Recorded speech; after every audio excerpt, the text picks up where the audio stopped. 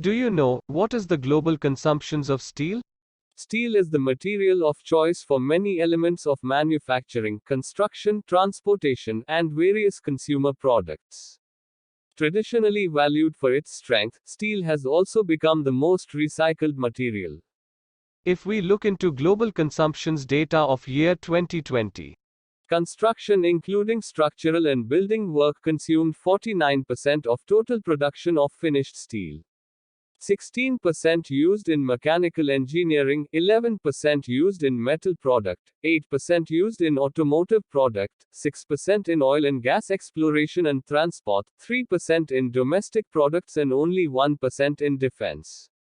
If we see the consumption by region-wise, Asia and Oceania used 70% of total finished products, followed by European Union, 9%, North American Free Trade Agreement, NAFTA, 8%, Africa and Middle East, 5%.